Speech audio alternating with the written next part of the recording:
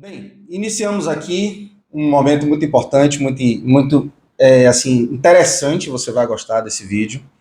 Vamos entrevistar uma pessoa muito querida, para conhecer não somente o ambiente profissional, vamos dizer assim, seu aspecto mais externo, mas um aspecto mais interno, uma coisa mais íntima, de uma pessoa muito querida, muito especial. E o objetivo daqui é você conhecer um pouquinho mais profundamente essa pessoa, essa doutora muito querida, e você vai conhecer aqui um pouquinho. Eu vou pedir para que ela se apresente. Está aqui Ana Paula. Por favor, fale um pouco sobre você. Primeiro, não tenho como deixar de falar da imensa gratidão e prazer de ter sido convidado para essa entrevista com você, que eu amo demais e admiro, além como irmão, como pastor, como servo de Deus. E é um dia muito especial, um momento especial de estar aqui sendo convidada para falar um pouquinho dessa história, essa caminhada da pessoa Ana Paula, minha história de vida e tudo que é essa construção desses anos todos, né, da minha vida.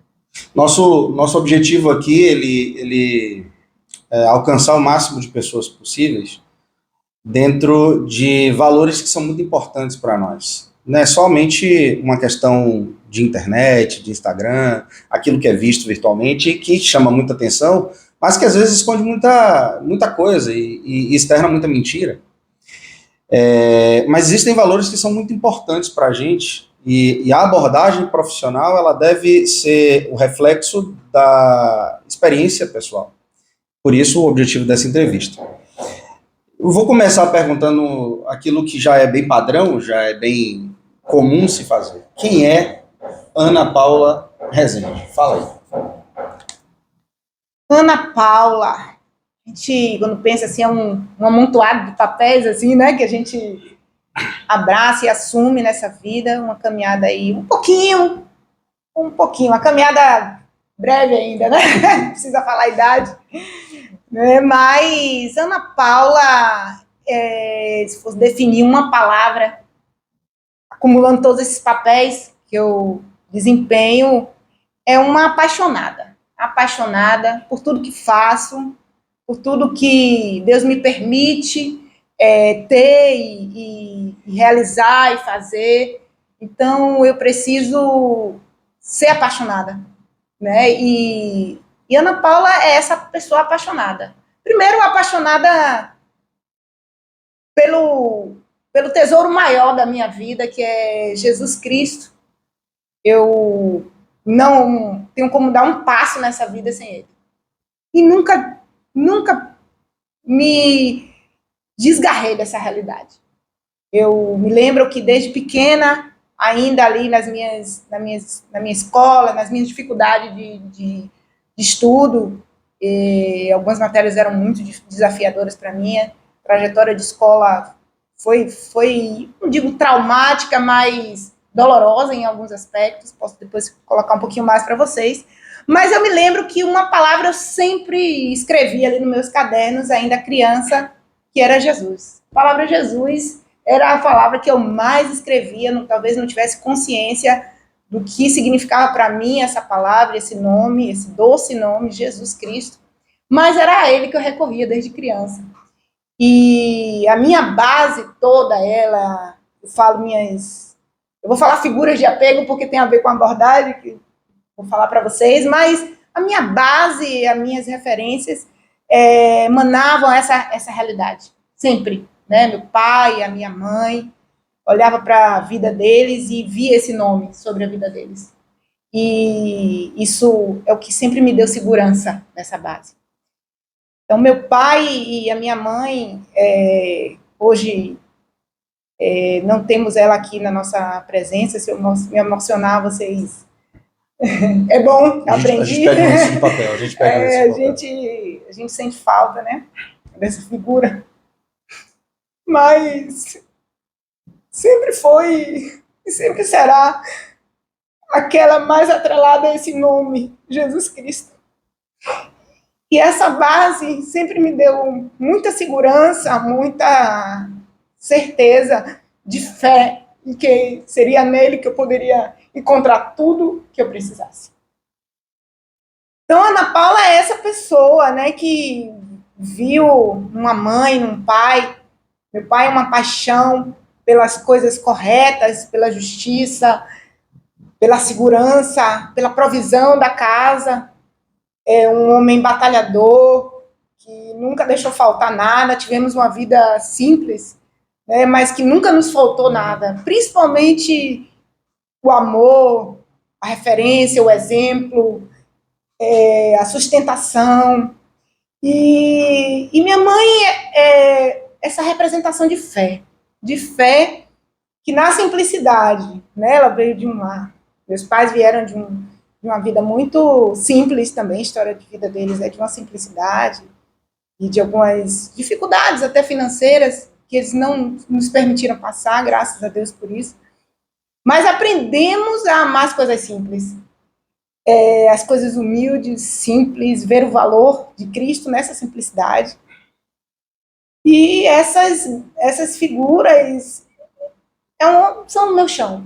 Meu chão, onde eu piso, onde eu lembro, onde eu busco essa segurança, essa tranquilidade, né? E esse contar com esse apoio, né? Então, hoje, minha mãe não está aqui mais entre nós, mas está muito presente em nossos pensamentos, nossos corações, nas vidas que ela marcou, trazendo essa fé, trazendo essa sustentação, né? Então, acho que se eu pudesse resumir, é essa paixão por ele que irradia, né? Todas as áreas da minha vida. O engraçado é que talvez aqui o eixo que vai nortear nosso tempo juntos aqui é justamente essa influência pai-mãe, essa base pai-mãe, que ela começa com a experiência familiar. Sim. E é interessante pensar nisso porque a nossa mãe faleceu há muito pouco tempo, mas é muito, muito importante pensar que o modo como a gente conduz a nossa experiência de vida nos eterniza de alguma maneira, mesmo tendo experimentado a morte. E óbvio que eu não estou falando só do aspecto cristão, da vida eterna, mas eu estou falando enquanto estamos aqui. É impressionante como a presença da veinha não deixa de estar sempre próximo, e não estou falando de questão espiritual, estou falando da marca e da impressão que nós podemos deixar. Isso norteia esse tempo que a gente vai passar juntos, porque a base familiar é justamente para deixar o que a gente conhece, que é uma palavra que tem sido ressuscitada nos últimos tempos, que é a palavra chamada legado. Qual legado nós deixamos, né?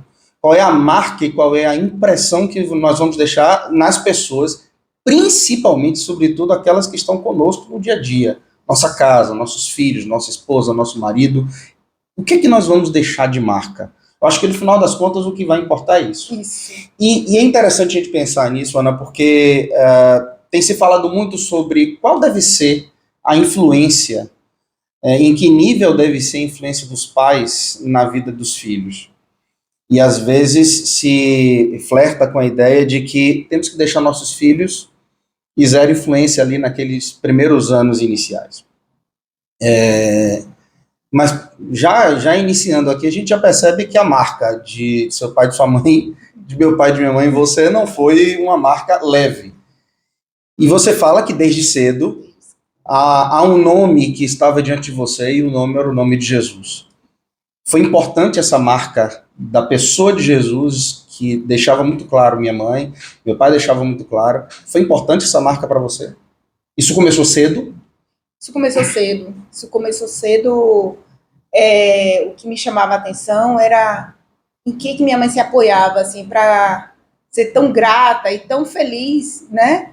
Mesmo não conquistando uma realização profissional, mas muito realizada e feliz como mãe, esposa.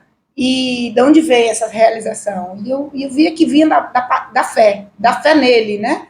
E também outra marca, assim, que fez impregnou a minha escolha, e depois que eu tomei consciência disso, o quanto fazia ela feliz ajudar pessoas, acolher pessoas, pessoas difíceis que passaram na nossa história, você deve lembrar de algumas, né? Viviam no nosso lar, participavam disso, e como carregar essas pessoas no colo, né? E cuidar delas, até que elas pudessem desfrutar dessa mesma alegria, dessa mesma fé, e pudessem cuidar delas mesmas, assim, né? Sustentada nessa fé. Então, isso me chamava muita atenção. Eu disse, então, que escolha é essa, assim, né? Primeiro eu entendi que era uma escolha de fé, a base espiritual, e depois uma escolha mesmo de uma prática que trazia uma certa realização e felicidade, e tinha a ver com pessoas, e tinha a ver com o humano, tinha a ver com cuidar de vidas, né? E se dedicar a elas, né? Então fez toda a diferença, né? Saber que tinha uma pessoa com quem minha mãe se relacionava, e coisas do dia a dia, como eu achava muito impressionante, necessidades pequenas, como um hidratante, que minha mãe precisasse, muitas vezes não tinha tanta facilidade financeira, assim, porque meu pai estava ali batalhando por 4 filhos, sozinho, né, o único provedor da casa, e ela simplesmente orava, e às vezes nem orava. Ainda vi um bem do Senhor. Vinha aquele mimo, minha cunhada sempre fala, os mimos do Senhor, né? E eu vi um mimo, assim, daqui a pouco chegava alguém e presenteava com hidratante, alguma coisa assim, até a mais. E eu vi, como assim, né? Existe alguém cuidando de minha mãe ali, né? Existe uma pessoa, né? Então, era impressionante isso, como criança, como isso me marcava. Né? É engraçado pensar nessas coisas, porque eu insisto, como tem sido insistente a ideia de que... eu me lembro da minha adolescência, quando me perguntavam assim, Léo, você é cristão? Eu fiz, sou. Você é cristão porque seus pais são. Uma pergunta que tem várias respostas. Eu acho que a primeira resposta, em primeiro lugar, eu sou cristão porque os meus pais são cristãos. E depois eu sou cristão porque eu decidi ser cristão. E não é uma decisão meramente influenciada, como se a influência fosse algo pejorativo em si mesmo. Mas eu sou cristão porque, sim, o testemunho dos pais pesa muito sobre os filhos. E é engraçado que minha mãe não tinha o costume de colocar a gente numa roda, ensinar o texto bíblico, mas na prática, na vivência cristã, toda essa influência, você fala da história do hidratante, ela não precisava dizer que a gente precisava orar para o hidratante, ela orava e automaticamente a gente absorvia a ideia de que quando a gente precisava de alguma coisa, a gente também tinha que tomar o mesmo caminho, vamos orar para ver no que é que isso vai dar. E o Senhor vinha e trazia providência, e a gente ia vendo as nossas próprias experiências, e o Deus de Abraão, de Isaac e de Jacó e dos nossos pais passou a ser o nosso Deus. Exatamente. Só que isso é a história que vai, vamos dizer assim, dando base ao ser humano, Ana Paula, e vai sustentando você, mas obviamente que você entra no processo de adolescência, juventude. Me fale um pouco como é que foi a sua experiência familiar, imediata, né? A sua experiência enquanto você ainda... Filha, né? Filha. Bom, isso não quer dizer que por termos vivido um lar cristão, cheio de fé, regado por essa vida tão marcada espiritualmente, com valores cristãos, mas a gente não está falando de um lar perfeito, né? Porque não existe. Então tivemos muitas dificuldades também, né? E eu vou falar das minhas dificuldades. Minha mãe teve uma característica, exatamente por ela ter sido uma primogênita, onde ela teve que lutar para sustentar os seus irmãos, ela não foi poupada, não houve proteção tão clara. E ela, de alguma forma, eu entendi que ela precisava me proteger, e ela precisava me guardar, e me guardou muito, graças a Deus por isso. Mas isso, de alguma forma, me deixou uma pessoa muito insegura também, para enfrentar as problemáticas da vida, resolver situações do dia a dia. Quem olha assim não diz, né? Quem olha assim não diz, né? E essa foi a minha dificuldade, sim, muita insegurança, muito problema com minha autoestima, com minha autoimagem, não me aceitar, questões de cabelo, questões de não me sentir segura em determinadas tarefas e matérias. Então o quarto era o meu refúgio, o quarto, os livros, onde eu me escondia, né, atrás desses livros, a dificuldade de fazer amizades. Meus irmãos sempre tiveram muita facilidade com amizades, traziam para casa, e eu não tinha essa facilidade. Os estudos, né? Nos estudos, né? Então, meu irmão mais velho era o fera, que Era o ganhava cabeção, o cabeção, que ganhava prêmio de melhor aluno de física da sala. e eu, mais novo, tinha que ficar dentro do quarto com ela, perguntando pelos apontamentos que ela fazia, para ela fazer a revisão para a prova. Mas era fera também, só tirava nota alta. Diga aí. Mais ou menos, mediana, típico mediana. E algumas matérias eu gostava um pouquinho mais, mas era uma mediana, era uma aluna mediana. E então o refúgio era meu quarto. Dali naquele quarto também, e nas minhas inseguranças, nos meus medos, e aí eu construí todo o meu início de um padrão de um relacionamento com medo, né? Isso foi bem importante eu vivenciar, entrar em contato com essa emoção desde muito cedo, por causa dessa insegurança e essa falta de habilidade de lidar com algumas questões da vida, assim, e ver minha mãe é uma pessoa, acho que eu tinha uma crença, assim, ou minha mãe é forte demais, então eu sou uma fraqueza total como pessoa, e eu comecei a desenvolver esse sentimento de sou fraca, assim, a partir dessa força de minha mãe. Eu disse, mas eu nunca vou ser forte como a minha mãe. Então eu sou fraca. Então, era essa a maneira como eu me via. E o quarto ali, hoje eu entendo que um recurso que o Senhor me deu ali, ainda naquele quarto, na adolescência, hoje é um recurso que eu uso com os meus pacientes, é a escrita, né? Então, eu guardo os meus diários até hoje, estão guardados da minha adolescência, e foi bom revisitá-los para eu ver o que essa menina adolescente sentia lá atrás. Hábito perdido, né? Perdido. E até hoje eu faço, sabia? Até hoje eu tenho os meus diários, onde eu escrevo para mim, escrevo para o Senhor, eram cartas para Deus e cartas para mim, assim, falando desses sentimentos, era muito importante, assim. Hoje eu leio isso, assim, como tinha tristeza, como tinha medo, tipo, como eu me sentia só. E eu tinha um desejo muito profundo de ter uma irmã. Eu, na minha ilusão de criança e adolescente, achava que ter uma irmã era o ápice. Resolveria o problema. Resolveria, não. Eu tendo uma irmã, eu ia ter a minha melhor amiga aqui. Ilusão, a gente não tem essa garantia, né, com um irmão. Eu vou ter a minha melhor amiga e eu desejei muito sempre essa melhor amiga, assim, a minha irmã, né? E minha mãe batia na minha porta para entrar em contato comigo, mas eu fechava a porta. Então, eu não tinha essa abertura com a minha mãe. Hoje eu digo assim, poxa, como essa adolescente era fechada, né? Era muito desse mundo, eu comigo mesma, e acho que o Senhor ali, isso eu tinha certeza, que ele estava ali comigo. E ela batia na porta para falar comigo e ter acesso a mim, mas eu não permitia. É interessante notar que, como você iniciou falando, apesar de ter sido um lar excelente, não era um lar perfeito. O Senhor nunca nos prometeu isso. Né, mas a perseverança em meio às provas, às lutas, às faltas e às falhas, principalmente, e você dar manutenção a isso, conseguir superar e transcender esse processo, é aí que a experiência de vida, a experiência cristã faz sentido, né? Reconhecer que, de um lado, a força de uma mulher, que era minha mãe, produzia, de alguma maneira, o oposto em você. Isso é interessante. Isso. Só que isso vai ser recolocado de maneira diferente mais na frente. Isso aqui é interessante, isso é muito importante pensar. Ou seja, aquilo que é falha em alguém, numa mãe, por exemplo, sim, que é um papel tão absurdamente importante, lá na frente ele pode ser reinventado, reestruturado.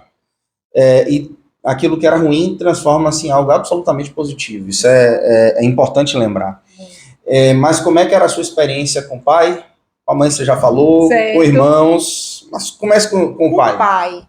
A figura do pai, na minha vida, sempre foi uma figura muito de segurança. Cada vez eu estou consciente mais disso, e é a minha figura de segurança, de estabilidade. Sempre foi. E eu me lembro que quando o meu pai, o ano passado, teve o AVC, eu entrei em contato com um lado da minha criança, assim, que eu não tinha ideia, assim. Uma sensação de medo, de insegurança, de perdê-lo, assim, como a minha criança se apoiou nessa imagem desse pai seguro e estável.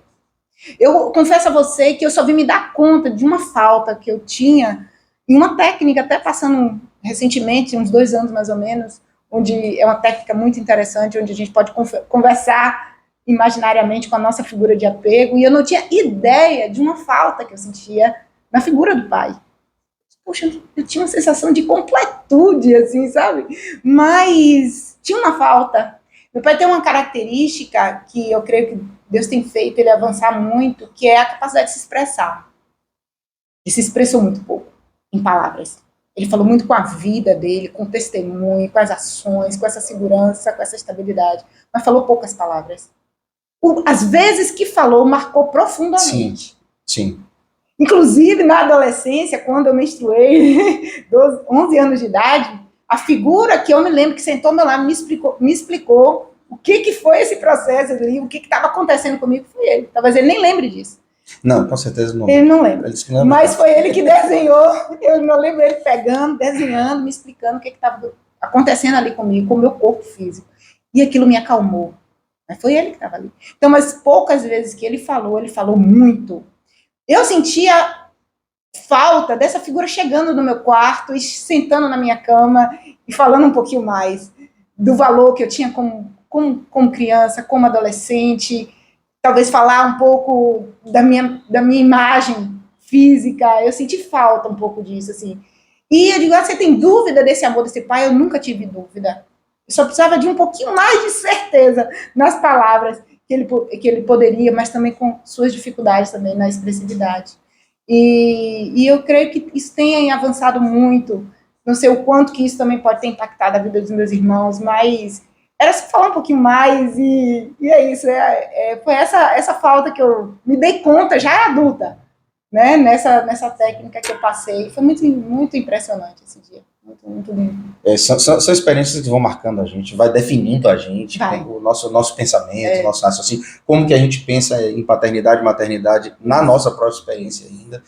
E uma série de fatores que também influencia, depois eu preciso até perguntar a você, mais em caráter profissional, que às vezes a gente cria expectativas muito negativas a respeito dos nossos pais, de nossos irmãos, de nossa esposa, de nosso marido, por conta daquilo que nos influencia, principalmente pelo que a gente conhece como TV. Sim. Né? Eu me lembro que durante muito tempo, na minha pré-adolescência, eu tinha a impressão de que meu pai era ausente. Porque o que se via na sessão da tarde era que a figura do pai ausente é aquela figura que trabalhava de segunda a sexta, ou de segunda a sábado, de manhã até de noite, e não tinha tempo para estar com os filhos. E eu pergunto, e como é que se faria se não fosse dessa maneira? Mas é justamente aí a ideia que se traz, né? Porque você acaba construindo na sua... Eu só vi ter ideia do contrário casado.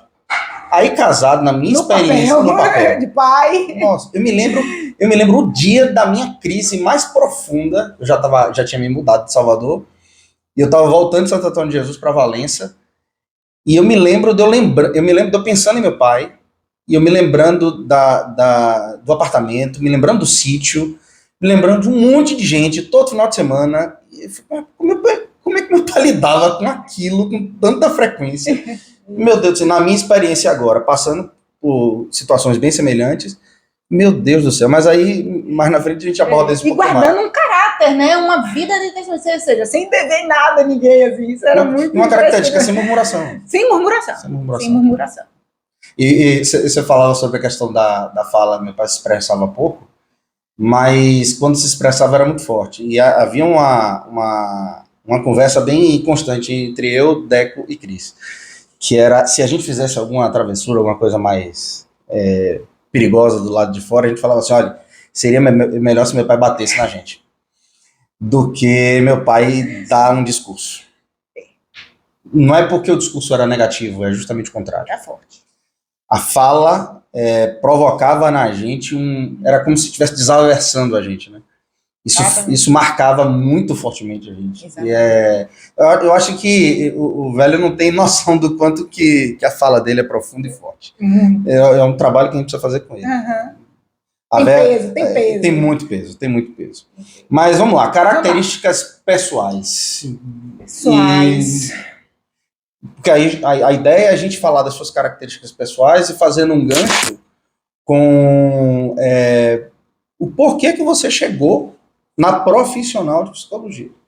Mas ela começa com características, de certo modo já abordou isso um pouco. Sim. A respeito da sua experiência do quarto, da timidez, do fato como sua mãe te protegia. Isso. Mas vamos pensar em características pessoais e por que chegou à psicologia. Eu acredito que esse aprendizado, porque é uma bagagem de aprendizado que os nossos pais deixam de legado, é um aprendizado tanto pelo modelo como também pelas orientações, e eu acredito que esse olhar para o outro, assim, com compaixão e empatia, isso foi um aprendizado, né? E isso é base para uma profissional da área de psicologia. Um profissional da área de psicologia que não consegue desenvolver essa capacidade de se conectar, Empatia, a né? empatia, essa compaixão, esse sentimento de, poxa, como me faz feliz ver o outro bem, né? Então, essa foi uma característica que eu acredito que trouxe nessa história aí, como figura de referência, minha mãe, e introjetando isso, e aprendendo esse comportamento, e que hoje é uma prática, assim, sabe? É o que norteia, né? A minha prática clínica, a minha profissão. Então, não dá para ser um psicólogo sem essa característica. Não tem como, eu não vejo, né? Pelo menos ao meu ver. Então, eu acredito que essa foi uma bagagem de aprendizado para essa vivência de hoje, como profissional. Agora, é interessante pensar em algumas questões. De alguma maneira, eu lido com o público constantemente. O público ali da pré-adolescência e adolescência. E a gente vê nos dias atuais uma tônica muito insistente de que os adolescentes eles tomem decisões. E é muito complicado, né? Porque adolescentes tomando decisões tão definitivas sem o devido arcabouço, primeira base. Esse lastro, né? Essa base. Aí fico pensando, como seu irmão mais novo, eu olhava quando eu penso no passado, eu penso assim, imagina a Ana dentro do consultório, cuidando de gente. Era difícil para eu imaginar isso. E, aliás, eu não imaginava isso porque por questão prática, não era porque não tinha como eu imaginar. Mas hoje, do ponto de vista de quando eu olho para trás, eu fiz, cara, Ana lidar com tanta gente, com tanto carinho, com tanto cuidado, com tanto amor, quando na realidade era uma adolescente muito escondida, muito tímida. E que não buscava ali relacionamentos interpessoais, externos, dentro da sua casa, dentro do seu ambiente. Até porque você viveu uma realidade à parte, né? Porque eram 4 filhos, 3 machos. Isso. Dentro de um quarto. E você sozinha no outro lado. Você é a segunda. Então, vamos dizer, a primogênita, se a gente pensar em gênero, né? Isso. É a menina e única. E você tem um pai que, obviamente, vai pesar. Hoje eu sou pai de uma filha e sei que tem percepções muito diferentes no trato. O menino mais velho, a filha mais nova, é diferente, completamente diferente. Isso acaba desenvolvendo em você, dentro de casa, um ambiente até meio que austero, né? Porque como é que você lidou com isso? Como é que era essa experiência? Fala um pouco. Na verdade, aquela criança, aquela adolescente, ainda tinha um sonho, assim. Esse sonho passava muito pela construção da minha própria família. Pensar em construção de família, ter filhos, sempre foi muito agradável e seguro para mim. Sim. Até pela minha vivência, né? De pensar em casar, em construir família. Não, de verdade, não passava nenhum sonho voltado para a vida profissional. Isso gerava até medo, insegurança para a criança. Por quê?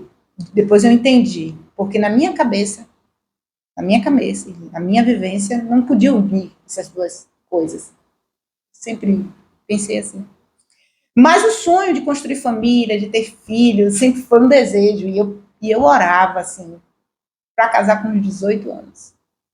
Eu estipulava essa data. E eu digo, eu quero casar aos 18 anos. Eu namorei tarde, assim, né? Para mim, namorei aos 19 anos de idade. Eu era tão tímida que Deus sabia disso, tinha que trazer meu marido para dentro de casa, porque eu não ia sair apesar de viver num ambiente de igreja. Te dá um marido só um pouquinho mais tímido, né, naquele tempo. Exatamente, tímido também, por isso seria difícil até me relacionar com ele dentro de um outro contexto, mas apesar de estar convivendo sempre com pessoas no ambiente da igreja, o sentimento de solidão perpetuava, ele persistia, né, e de alguma forma. E essa criança e eu digo mais adolescente sonhava na construção dessa família, sonhava e acreditava na construção. Não era ameaçador pensar em construir minha própria família, ter filhos. E esse era um desejo, era algo que eu pedia a Deus. E talvez uma necessidade também de viver minhas próprias experiências, assim, porque como eu era de alguma forma muito protegida, assim, eu não tinha esse senso de capacidade de realizar coisas. Então, acho que a família diz, poxa, vai ser a minha casa, vai ser o meu lar, então eu vou fazer coisas minhas ali. E talvez esse, também até o sentimento de estar só e construir uma família e ter pessoas ali ao meu lado. Tudo isso me movia a ter esse sonho. Não foi com 18 anos que eu iniciei, mas com 19 conheci meu esposo, um amado e querido esposo, que veio, o Senhor permitiu que ele viesse até mim, na minha própria casa, num grupo, né, da igreja, onde meu pai e minha mãe lideravam. Grupos familiares. Coisa boa. E meu pai e minha mãe eram líderes desse grupo. E Fábio estava ali, perdido, sozinho também, vindo do interior, procurando um lugar para ir. E fizemos uma amizade, né? Me chamava a atenção aqueles assuntos que a gente tinha ali, mesmo que debatendo, a polêmica, me chamava a atenção essa característica dele. E ali algo surgiu, foi surgindo devagarzinho, sabe, uma amizade, um sentimento de, poxa, eu me sinto bem ao lado dessa pessoa. E foi dando muita segurança ao meu pai, a figura de meu esposo. Eu digo que uma das poucas figuras aprovadas por meu pai, dos rapazes... Não apareceram poucos, né? Alguns ali da igreja, mas ele foi aprovado. E eu vejo que também tinha uma questão, além do Senhor, mas algo muito familiar em Fábio.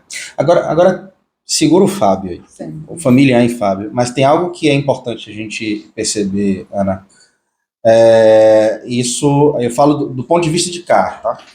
Porque eu, como ser irmão mais novo, eu costumo dizer que eu tive um privilégio, um benefício que vocês não tiveram. Uhum. Eu pude crescer vendo erros e acertos. Sim. Seria mera burrice da minha parte não aprender com os erros de vocês, né? E uma das coisas que me chamou a atenção na sua experiência, e quando eu usei a expressão de que não foram poucos, realmente eu me lembro de muitos pretendentes, né, vamos dizer assim, na tentativa de namorar a Ana Paula. Sim. Mas sempre me chamava a atenção, no final das contas, ainda que eu não soubesse com riqueza de detalhes no contexto, me chamava a atenção que, para mim, era muito comum imaginar que, para aquilo acontecer, precisava de ter a anuência do velho, de meu pai. Mas me explica como é que foi para você lidar com isso. Por que isso era importante para você? Essa é a pergunta. Sim. Eu já tive a oportunidade de falar um pouco desse sentimento da criança que sentia nesse pai essa segurança e sabia que o que viria dele traria coisas boas para mim. Então eu precisaria mesmo dessa aprovação dele, daquela pessoa que eu escolhesse para minha vida. É muito séria a questão de... Sempre entendi sério essa questão de construir uma família e escolher uma pessoa para viver ao seu lado. E eu sabia que como criança não tinha como adolescente eu não tinha toda a condição para isso. Eu precisaria desse olhar de aprovação do meu pai. Eu gostei de muitos rapazes, tive sentimentos, né, desses que chegaram até mim. Faz parte, né? Faz parte. Tinha necessidades, né, de ser olhada, observada, sabe, admirada. E essa segurança precisava vir. Eu saber que meu pai estava tranquilo e aprovando essa escolha. E aí sim, eu poderia escancarar o meu coração para viver essa realidade. E Fábio foi essa pessoa que meu pai se sentiu bem e eu senti que foi aprovado por ele iniciar um relacionamento com essa pessoa, né? E eu digo que foi familiar porque tem muitas características semelhantes. Isso não é à toa, essa escolha ela não é à toa. Não é à toa do ponto de vista espiritual e também do ponto de vista emocional, né? Naturalmente, nosso cérebro procura também aquilo que é familiar. Me perdoe de interromper, mas é importante a gente pensar nisso, porque a gente tem falado do lado de cá muito sobre paideia. Sim. A formação do homem integral e uma paideia bíblica, ou paideia cristã. Interessante como não há como a gente dissociar a vida espiritual da vida, da experiência física, da experiência como ser humano. Porque uma vez que você está em Cristo, você precisa externar aquilo que é de Cristo. Eu não me lembro de meu pai e minha mãe dizendo o seguinte: as regras daqui de casa são essas. Elas simplesmente vão acontecendo no próprio comportamento, experiência, no próprio procedimento da vida cotidiana. E era interessante porque você fala sobre a questão de você ter gostado de outros rapazes, uma adolescência, juventude, e isso não se efetivar num relacionamento, porque você entendia que havia, eu quero chamar a atenção nisso, havia em meu pai Sim. uma figura de estabilidade, ou seja, a decisão que vier dele tende a ser a correta. A gente via isso muito claramente, ninguém precisava gritar isso pra gente. Por outro lado, você tinha a minha mãe que apontava para isso. O que é que seu pai diz? Como é que seu pai vê? É interessante isso porque, por um lado, ela estava cuidando de uma esfera da questão do relacionamento e meu pai cuidando de outra esfera. A sua realidade diante disso era de absoluta segurança. Então, assim, isso vamos dizer assim, o que a escritura diz, né? Sim. É paideia cristã, isso é experiência cristã, isso é vida cristã, sendo transmitida sem precisar usar as letras, o papel e a caneta, né? Isso é interessante. Mas volte para essa figura de segurança e esse link que automaticamente você acabou fazendo na figura de meu pai para a figura do seu esposo. Isso. Então, eu iniciei a vida, né? Hoje as pessoas perguntam, poxa, você casou tão cedo, mas era dentro daquilo que eu desejei, né? Contemplei no meu coração e iniciamos uma vida. Pouco tempo a gente namoro, noivado, tudo isso em um ano. Ai, que risco, hein? Eu digo, bom, existia uma tranquilidade quanto dar esse passo do casamento aos 20 anos de idade. Se não houvesse segurança no Senhor, nos pais, o risco seria grande. Com certeza.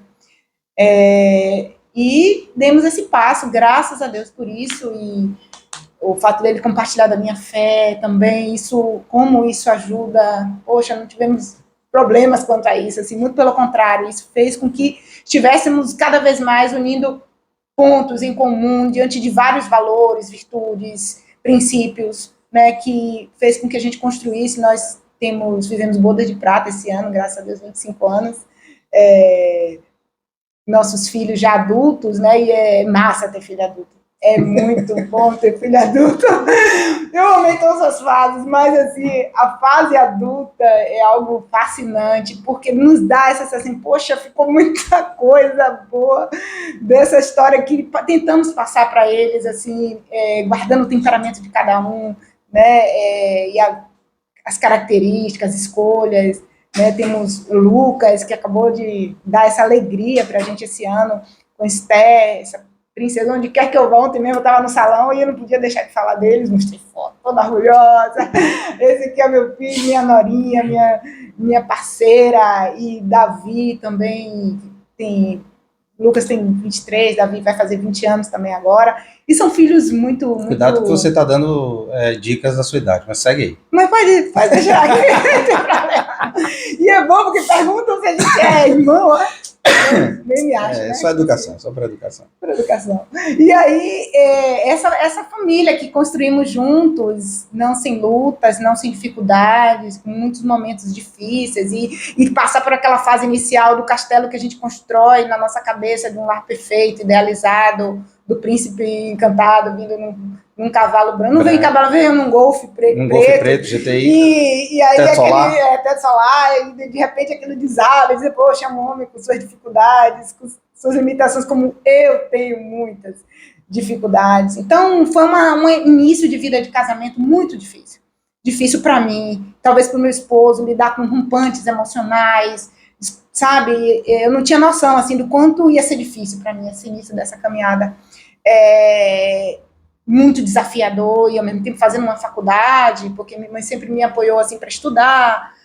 Filho, eu fico com os meus netos para você estudar. É importante você ter a sua formação, é importante você ter a sua faculdade, seu diploma. Ela sempre falava isso. Não precisa, ela não me impulsionava muito a trabalhar, não, né? Mas tenha o seu diploma, isso vai gerar algo importante para a sua vida. Então, eu iniciei a faculdade ali, não sei se mais ou menos já é o momento de falar um pouco dessa caminhada, mas essa base segura dentro do meu lar, né? Antes de você pensar na faculdade, eu queria só voltar num ponto, que há uma questão interessante dentro desse aspecto da chegada de Fábio, né, do Sim. seu esposo. Essa chegada, ela inicia por meio de um namoro, como normalmente se espera, óbvio, mas existe ali uma aceitação não somente do outro, do namorado, da namorada, mas do combo, família, Sim, né? sim, família. Então, assim, Fábio recebeu um combo, você recebeu um combo. Sim. Como é que vocês absorveram essa ideia, né? Eu tenho um ponto de vista, eu sou o cunhado mais novo, Isso. mas na sua experiência, como é que foi e a família de Fábio, a sua família, como é que vocês acabaram lidando com isso? Não sei como foi a percepção dele, mas a minha família se tornou a família de Fábio, assim. Tem uma família de interior, pouco vivenciou essa família, porque ele veio cedo aqui para Salvador. Então, acredito que tinha uma necessidade ali de conviver mais próximo com pessoas, com a família, né? Posso estar errada aqui, mas essa era a impressão de que ele precisava estar em família, e minha família, como a igreja, como a família, abraçou ele como um filho, e ele sentia ali parte, né? Com todas as dificuldades como de relacionamento com meus irmãos, vocês, e cunhado, com todas as questões vindas desse tempo, porque Fábio vivia lá em casa, né? Pois é. Ele vivia, Me lembro bem. Ele vivia muito, frequentava muito aquele ambiente do nosso lar, e dividia o quarto com os meus irmãos, e todas as dificuldades de irmãos, dividindo um quarto só. Então, viveu a família. Então, essa era a sensação. Ele pode falar melhor sobre isso. Mas, da minha parte, com a família dele, o que eu vi? Eu aprendi a conhecer uma vida simples, de interior, que essa não era a minha vivência. Conheci o que era a vida urbana, mas a vida de interior, muito simples, de pessoas bem-sucedidas, mas vivendo uma vida simples, com valores simples, valores cristãos também. Me abraçaram como filha. Minha sogra, meu Deus, me abraçou como uma filha, muito doce, muito carinhosa, uma santa, era a Santa Cledi, era um anjo. E a paz, a doçura que ela transmitia. Meu sogro tinha algumas dificuldades emocionais, mas na questão de uma depressão, mas era muito carinhoso também comigo, provedor. Nosso primeiro filho recebeu, sabe, a gente não tinha muitos recursos financeiros, e ele, sabe, ele praticamente bancou o quarto ali de Lu, e esse presente, assim, do meu sogro nesse primeiro momento, assim, de vida, a gente começando a vida, tudo isso era muito encantador, né? Meus cunhados eram características um pouco mais diferentes do meu jeito de ser, e mais velhos também, né? Numa fase diferente da minha. E eu aprendi a conviver mais de perto com os meus cunhados, desfrutarmos desse ambiente da casa, do apartamento, juntos, né? E perceber a dificuldade de cada um e avançar. Mas o que nos fez aprender com tudo isso era a fé que norteava todas essas pessoas envolvidas. Todas, de alguma forma, tinham o mesmo lastro de crença, de fé, que é Jesus Cristo, e isso nos ajudou a amar, ajudou a aceitar um ao outro, e aprender, e crescer com aquelas dores, desse convívio mais próximo. Então, essa caminhada aí de dores, de dificuldades, nos fazia dizer assim, isso tudo é para o nosso crescimento, né? Isso tudo é para o nosso crescimento, isso tudo vai cooperar para o nosso crescer. E isso é o que ajuda, né? Não é para destruir, mas era para acrescentar nas nossas vidas, né? Então, isso nos ajudou e ajuda hoje, muito. Eu tenho um texto em Provérbios, que é o livro que me persegue, de todos os livros da Bíblia, esse é o que mais me persegue. Diz assim: reconhece-o em teus caminhos, e ele endireitará as suas veredas. Sim. Esse era um dos... Eu nunca ouvi esse texto nos lábios de minha mãe, mas na vida de minha mãe. Isso. A insistência que minha mãe tinha em ver o copo meio cheio. Isso. De ver um bicho morto atropelado na rua e dizer que a arcada dentária do bicho era bonita. Era bem comum dela na nossa juventude, adolescência e tudo mais. Eu falo isso porque quando eu rememoro essas histórias com você, eu percebo o quanto que a dependência do Senhor, o quanto que um lar bem estabelecido, o quanto que a responsabilidade de dois adultos em formar uma família, e entender que formou uma família e que a fase agora é outra. Eu sou pai, eu sou mãe, eu sou marido, eu sou esposa. Entender que cada estágio da vida e cada fase da vida pressupõe os prazeres e as angústias próprias, né, de cada uma dessas fases. Mas à medida que você assume isso com responsabilidade, você estabelece princípios tão sólidos que no final das contas várias demandas vão sendo supridas. Aí eu vejo você que tinha uma característica bem metropolitana, acaba conhecendo uma família que é bem de interior.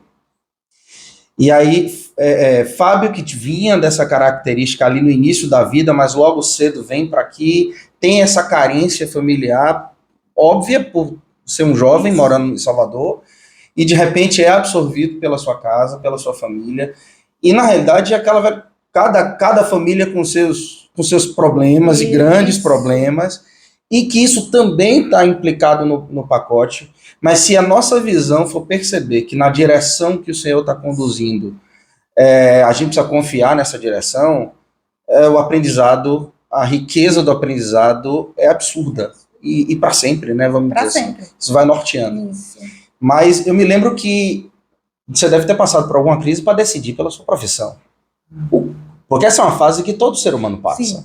Você sai da sua adolescência e vê, você é o quê? Sim.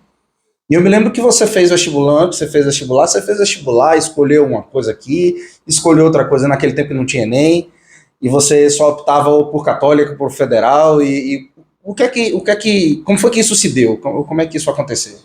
Isso foi interessante, que o mesmo desejo da criança de buscar essa aprovação desse pai sobre escolhas que a gente poderia fazer, me ajudou muito na minha escolha, meu futuro parceiro e esposo. Eu também tinha esse mesmo desejo na minha área profissional. Eu tinha um desejo de escolher algo que agradasse. Isso meu pai nunca falou, ele nunca expôs dessa maneira clara, mas a criança queria dar essa alegria de eu escolher uma profissão que gerasse uma alegria no coração dele. E eu entendia que era odontologia. Eu entendia que era dessa maneira. Porque meu pai teve um período como prótese. Dessa eu não sabia, dessa eu não lembrava. Essa história... Então, meu pai teve eu vi meu pai vivendo, além do trabalho dele no polo, uma experiência de ser um protesista, né? Então, puxa, deve ser... Final de semana, deve ser odonto, que meu pai quer eu acho que meu pai tem que ter um filho dentista. A criança pensava assim, eu digo, pronto, vou fazer odontologia. E eu não sabia nem se a odontologia tinha a ver comigo, assim, nem biologia, né, era a minha principal matéria. E eu tentei odontologia na Federal, e meu irmão mais velho também tentou, acho, medicina, né? Só que quando a gente, eu não passei odontologia, exatamente, mas quando meu irmão mais velho fez odontologia, eu escolhi uma outra área que na época não era muito, assim, eu não tinha muitas referências de psicólogo, só tinha uma na família que eu admirava muito, tia Mônica, muito amiga da minha mãe, era uma figura assim, que passava... Uma solidez, né? Uma solidez, uma certa sofisticação, uma coisa chique. Bonita, assim, bonita, eu lembro, toda bonitona, aí eu digo, puxa, psicólogo, eu não conheci psicólogo, né? Eu conheci médico, criança tem contato primeiro com um pediatra e dentista, né? Então, eu não conhecia, psicóloga eu conhecia como amiga de minha mãe. Então, quando o Cris passou em odonto, eu me lembro da sensação de alívio dentro de mim. Eu digo, puxa, não era então adulto. E eu disse, meu, o que tem a ver com comportamento humano, com essa questão de prestar atenção a esse comportamento das pessoas? E eu fui estudando, vendo vários tipos de áreas, eu li sobre psicologia, eu digo, poxa, uma ciência que estuda o comportamento humano, talvez tenha a ver comigo. E fiz federal. E graças a Deus, milagrosamente, não achava que ia passar na federal, era um curso muito concorrido, só tinha psicologia na federal, na época. Só. Você fez católica e federal? Eu tentei, passei na católica, em serviço social, não era muito o que eu queria, foi o que passei, e para minha surpresa, não imaginava mesmo que ia passar na federal. Então, enquanto ele passou em odontologia, eu passei em psicologia. Pronto. E ali eu disse, acho que é isso mesmo, né? Eu só não queria, assim, realmente passar numa faculdade sem abrir mão da minha fé, né? Isso era um desejo do meu coração, abrir mão da minha fé, do que eu cria. mas passar por uma faculdade que pudesse me trazer um conhecimento científico, né? E assim foi. A escolha da psicologia foi dessa maneira, e eu vi que tinha tudo a ver com a minha mãe, com essa herança de cuidar de vida, de cuidar de pessoas. Marcou, né? Entendi. Marcou, teve jeito. Isso marcou muito, e eu tomei consciência disso depois, trilhando essa faculdade, mas não era a intenção de trabalhar. Quando me perguntavam dentro da faculdade, e aí, você vai querer que área dentro da psicologia? Eu, não, nenhuma área. Eu só estou aqui estudando mesmo, só estou aqui conhecendo a ciência psicológica para me ajudar como mãe, para me ajudar como pessoa. Essas eram as minhas respostas, assim, não tinha pretensão nenhuma dentro da área profissional, assim, como realmente nenhuma carreira, né? Não tinha esse sonho, de verdade. Isso me assustava muito. Então, foi isso que me impulsionou, assim, a adentrar essa escolha e fazer dela, assim. E foi bom eu não ter tido tantas expectativas, sabe? Eu não gerei pressão sobre mim. Sim. Sabe? Muitas expectativas altas, planos de carreira. Foi ótimo. Foi ótimo porque só estava aprendendo mesmo. Eu só estava conhecendo, só estava caminhando devagarzinho. E foram 7 anos, né? Com o federal, tem toda essa questão das greves e tudo. Parei para ter meu primeiro filho. Fiz questão de parar para ter Lucas. O Lucas enfrentou algumas aulas comigo na minha barriga, e o Lucas esteve lá comigo, e minha barriga ali crescendo até ele nascer, e minha mãe disse, não, para agora, eu fico com o Lucas, se dedique um pouco a essa maternidade, depois volta. Eu realmente não acreditei que eu voltaria, não. Mas ela também me ajudou, disse, filha, volta, pode voltar, eu tô aqui, tô cuidando de Luquinhas, e isso também me dava segurança para estudar tranquilamente, sem pressão, sem grandes pretensões, e fiz bem com todas as dificuldades da faculdade mesmo, federal, mas estava ali, conhecendo aquela ciência, né, estranhando algumas coisas também. É nesse ponto que eu quero pensar agora, porque assim, a gente sabe que ainda hoje isso permanece, eu acho que agora de maneira até mais intensa, mas havia uma tensão entre você ser cristã, entrar numa universidade federal para estudar psicologia e, vamos dizer assim, você ia ter um desafio muito grande na sua frente, principalmente no tocante à sua fé. Minha pergunta vai em que sentido? Como foi que você lidou com essa questão do confronto com a sua fé dentro de uma universidade, né, que estuda o comportamento humano, e onde você estava sendo ali, provavelmente, antagonizada o tempo todo, direta ou indiretamente, na maioria das vezes indiretamente, pelo próprio curso do processo. Como é que você lidou com isso? Porque você já sabia desse risco antes de entrar na faculdade? Já tinha essa possibilidade de medo? Vão confrontar a sua fé. Isso aconteceu?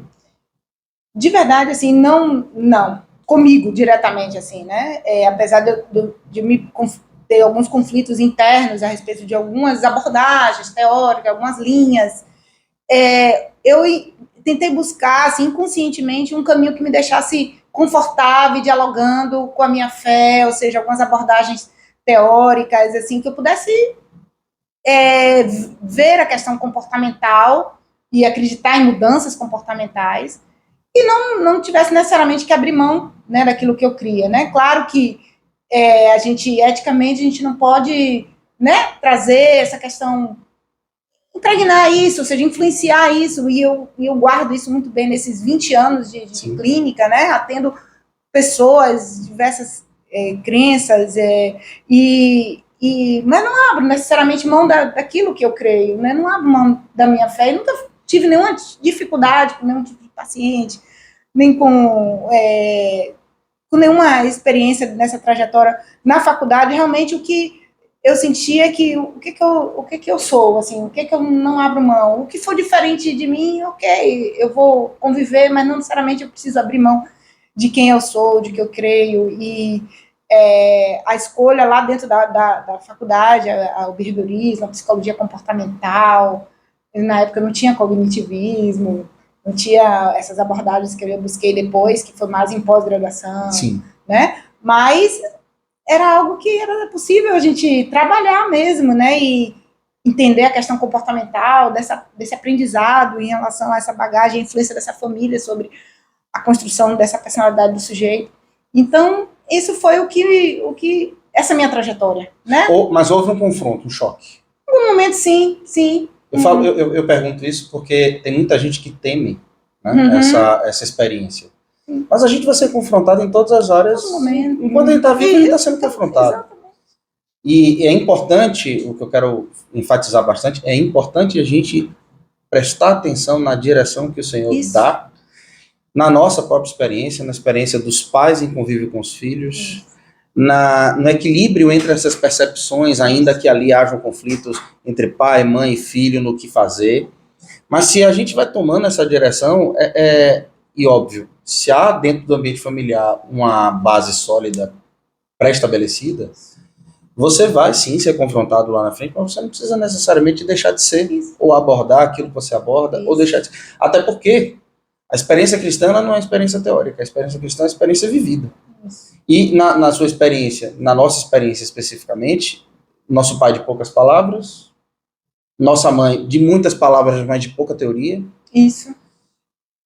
A experiência cristã ela era muito menos teórica e muito mais prática. Não é algo que a gente tinha muita liberdade para questionar, porque a gente via a coisa acontecer. Então, assim, poxa, aconteceu diante dos meus olhos, eu não tenho muito que questionar aquilo que eu estou vendo, ninguém está me contando. Mas você entra numa universidade que poderia ter confrontado você de maneira definitiva e isso não encontra espaço na sua cabeça. Bem, você termina esse período já casada, já com o primeiro filho, 7 anos de faculdade, e agora está formada. Agora você entrou, já estava pronta e preparada para o mercado de trabalho. Aí que a coisa pegou. Primeiro eu vou pegar aquele canudo ali, eu digo, o que eu vou fazer com esse canudo aqui agora, gente? E o medo bateu. Aí eu me deparei com a crise emocional, psicológica grande, um conflito intenso, assim, onde eu tive o ápice, eu sempre fui ansiosa, tudo, aí foi o ápice da crise, da fobia social, comecei a dar sinais fortes dessa vivência emocional, de medo, fobias, de não enfrentar determinados lugares, como ir numa farmácia, ir num banco, coisas assim que eram muito causavam um pavor muito grande. Então, foi exatamente finalizando a faculdade, sabendo que eu ia enfrentar agora uma vivência, né, de maior responsabilidade agora, o que eu vou fazer com isso? Trabalho, não trabalho, fico só com os meus filhos. Então, esse foi o ápice da crise emocional. Foi o final da faculdade, quando eu tive essa questão da fobia social e toda a ajuda que eu tive nesse processo. E agora? O que eu vou fazer com tudo isso? E as portas foram se abrindo, assim, de maneira muito suave, né? E foram apontando esse caminho para uma área que eu menos esperei. Com certeza que era a área clínica, né? E portas foram se abrindo, locais para eu atender, iniciar um processo, tive incentivo de pastores, né, também, colegas, médicos, que foram confiando, viram algo na minha vivência que eu nem via, hoje eu estou aqui vivendo, esse ambiente que estamos vivendo aqui tem a ver com essa trajetória, essa parceria de colegas, lá atrás, formou junto comigo, estamos hoje 20 anos juntas, né, Cleudia, minha querida colega, né, abriu esse espaço para que a gente pudesse estar aqui hoje, e essa colega também via algo que eu não via, e acreditou. E ela está no início desse processo, desde o início, ela viu desde o início, assim, por favor, comece, estamos juntas, e assim, então eu não via nada disso, e que bom que eu não via, e eu sei que as pessoas viam e me incentivavam, e fui iniciando bem devagarzinho a clínica, meu esposo acreditava muito em mim, assim, sabe, meu potencial, minha capacidade de começar algo, iniciar algo muito simples, começar a atender, né, e comecei devagarzinho mesmo, um paciente e outro, sem preparação, só com a abordagem que eu aprendi lá do estágio, lá da faculdade, o behaviorismo, e comecei devagarzinho, algumas supervisões de profissionais, colegas, professores que eu buscava, nesse início é muito importante, essa supervisão clínica, e foi muito devagarzinho mesmo, um passinho de cada vez, meu irmão.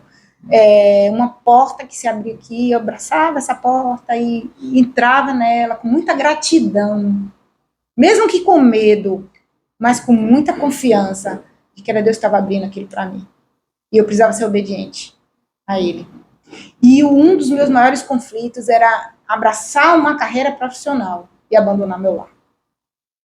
Isso era inegociável para mim. Eu não sei o que é que você pensa disso, mas talvez se você tivesse sido incentivada bem mais cedo a pensar na sua carreira profissional, talvez a coisa não acontecesse de maneira tão suave.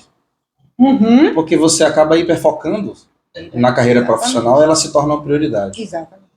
E pelo visto aconteceu o inverso. Você desejava ter a família e a profissão foi uma consequência e depois o somatório disso. Isso.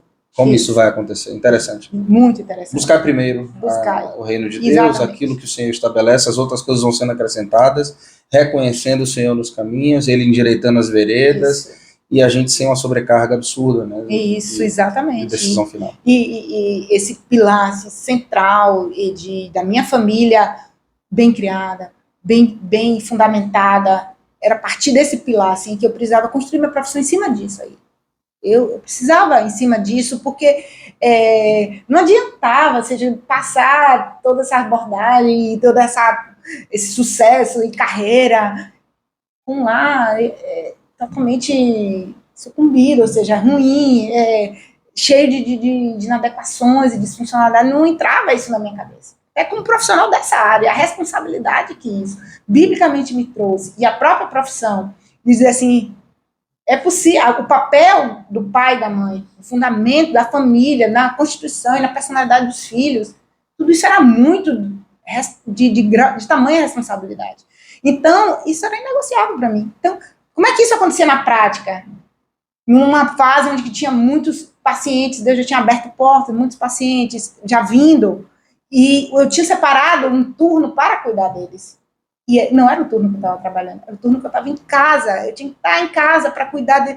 Não estou dizendo aqui que uma mulher não pode, né, criar um filho, né, mas para mim era importante eu participar dessa maternidade com eles. Eu ser aquela que ia ver os primeiros passos dele, e ouvir as primeiras palavras, e ensinar as coisas que viessem da escolinha. E isso não abria mão de viver essas coisas. Então, se um paciente quisesse, num horário ali, todos sabiam da minha... Não escondi isso de ninguém. Mas não faltou tentação de você, em algum momento, ceder a isso? Ah, sim. Poxa, financeiramente o financeiro entrando. Mas, quando eu pesava, assim, poxa, vale a pena? Tem um ditado popular que eu sempre questiono ele, né? Filhos criados, trabalhos dobrados. Né? Fico perguntando, será? Porque normalmente fala-se isso de maneira muito pejorativa, mas... Talvez não, com certeza, essa participação mais direta da maternidade, da paternidade próxima dos filhos, ainda que no início da sua vida você se abstenha, abra a mão, resista a algumas questões para estar próximos dele, lá na frente talvez esse ditado não faça muito sentido. Não faz. E eu não entendi esse ditado.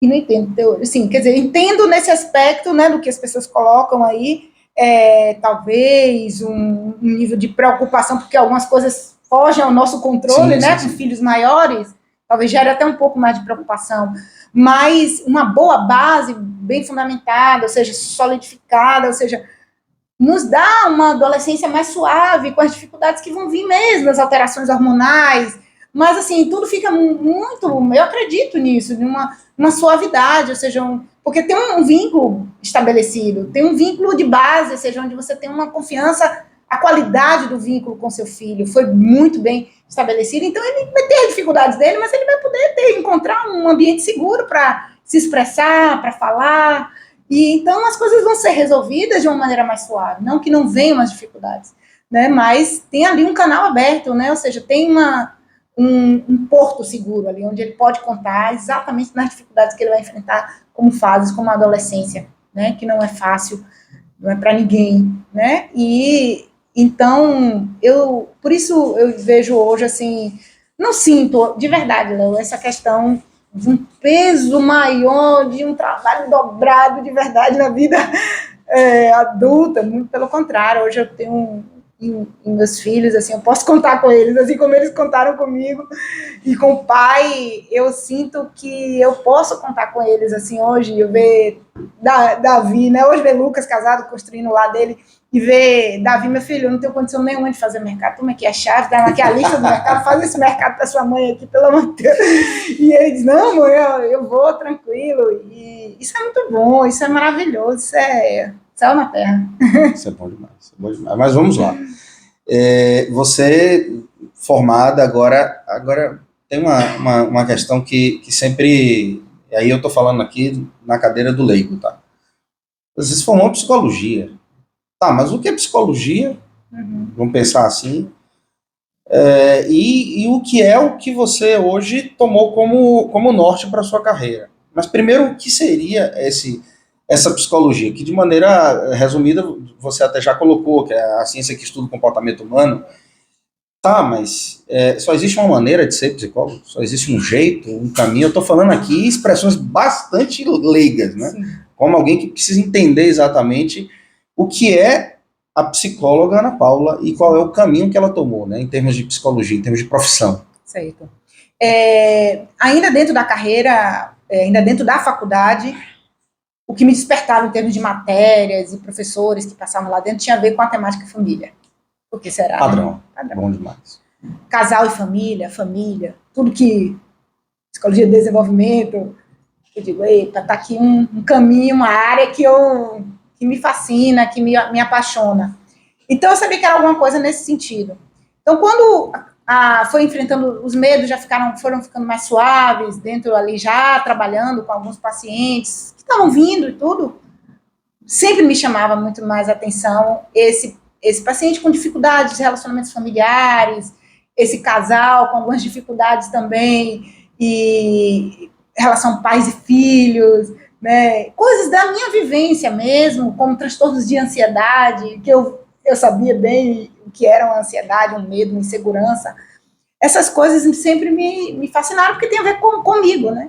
Então, essa trajetória aí, já dentro da clínica, ainda um pouco insegura, porque ainda não tinha uma escolha ainda em termos de abordagem teórica, isso veio depois, com o primeiro curso de formação em terapia cognitivo-comportamental, a primeira turma que veio aqui em Salvador, foi uma coisa assim, eu vi como também a mão de Deus, porque eu estava já atendendo um número grande de pacientes, mas ainda me sentindo insegura, ainda meio perdida, que linha eu faço parte, que abordagem é essa?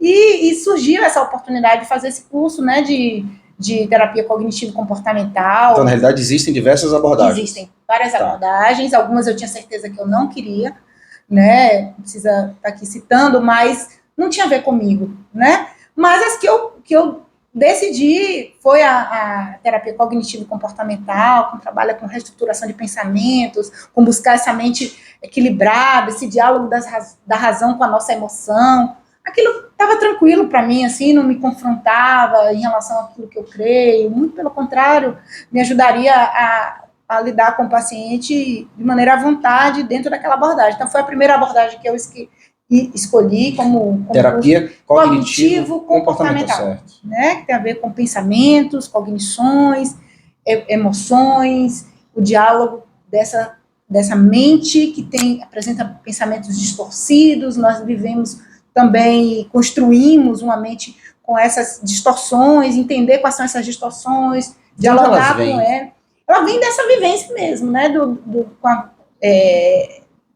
da psicodinâmica do ambiente que você foi criado. Tem uma questão também genética, né, a parte do temperamento também influencia, mas essas distorções, elas guiam muito mais a nossa mente do que a gente imagina, né?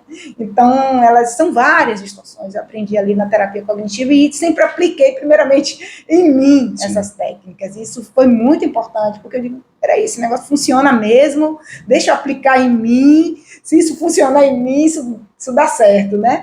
E aí eu fui aplicando, né, aqueles registros de pensamento, situação gatilho, situação ativadora de pensamentos distorcidos, e que emoção aquilo intensifica, lidar com aqueles estados emocionais. Então, foi uma bagagem, uma coisa assim, uma bênção conhecer essa abordagem TCC. Hoje, muitos profissionais abraçam essa abordagem, estão ali trabalhando na sua clínica e tem tido, sabe, resultados importantes para o processo terapêutico, ou seja, objetivo, onde existe a interação ali, psicólogo, paciente, onde tem uma psicodinâmica do ambiente terapêutico um pouco mais movimentada, assim, né, porque o terapeuta ele é bem participativo nesse processo, e essa abordagem, ela traz essa proposta, né, de buscar esse equilíbrio, alcançar esse equilíbrio na mente, aprendendo a regular esses estados emocionais, identificando essas distorções, e esse foi um primeiro lastro mais seguro dentro da abordagem clínica,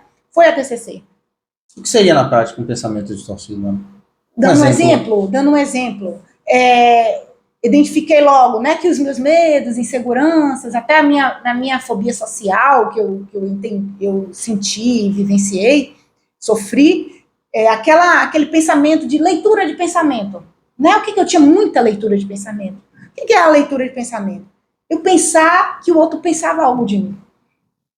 Aquele meu próprio julgamento que eu tinha de mim mesma, eu projetava isso no outro. Imaginava que o outro estava me julgando a respeito de determinadas situações. E eu entendi que não era nada, eu não sou o centro do universo. E se você não percebe isso, você pode decidir pro resto de sua vida, definir o resto de sua vida em cima de pensamento que você acha que o outro tem. Exatamente. E quando eu entendi, um dos confrontos importantes para essa leitura de pensamento epa, você não é o centro do universo. Nem sempre tem alguém pensando algo sobre você, nem sempre o que vai, esse pensamento do outro, o quanto que isso vai determinar sobre a sua vida, né? Então, falando dessa leitura de pensamento, eu comecei a confrontar de que eu não sou meu pensamento. Eu tenho pensamentos distorcidos. E comecei a confrontar minhas próprias distorções, né? Uma leitura de pensamento, como um catastrofismo, onde exagera coisas que podem acontecer de ruim. Então, eu aprendi a identificar essas distorções e ressignificar elas, assim, num posicionamento interno, frente a uma mente mais saudável, que ia confrontar e questionar esses pensamentos catastróficos, essas leituras, e assim, que evidência você tem para acreditar que esse pensamento é verdadeiro? E isso foi uma herança muito importante dentro da TCC na minha vida. E isso tem me ajudado e me ajudou muito, né? Lidar com essas distorções. Deu para entender um pouco, assim, o que é essa questão de exemplo. São muitas distorções, mas as que foram muito fortes dentro de mim, que precisavam ser questionadas. O catastrofismo, os pensamentos e as leituras de pensamento foram governos, foram padrões. Eu pergunto de maneira mais prática, porque assim, ainda existe muito ideias, preconceito em relação a procura um psicólogo, faça uma terapia, porque na realidade, se você não conserta isso, o modo como você observa essas coisas, isso pode definir para o resto da sua vida. Isso é assustador. É assustador. Você define para o resto de sua vida o modo, por causa de pensamentos que não estão posicionados adequadamente, que são resultados do passado, provavelmente. Isso é muito sério. Mas vamos lá. Terapia cognitivo-comportamental. Dali você permanece com essa abordagem. Isso. Essa é a base, essa base de informação foi importante para galgar um outro degrau, que veio depois como uma outra oportunidade, que é a terapia focada em esquemas, né? Essa é uma paixão muito grande, assim, na minha vida, assim. O fundamento dessa teoria, assim, me chama bastante atenção, por eu sentir uma necessidade de conhecer mais o mundo das emoções, e essa história de vida, conhecer um pouco mais dessa base, dessa base de influência na questão dos pais na construção da personalidade.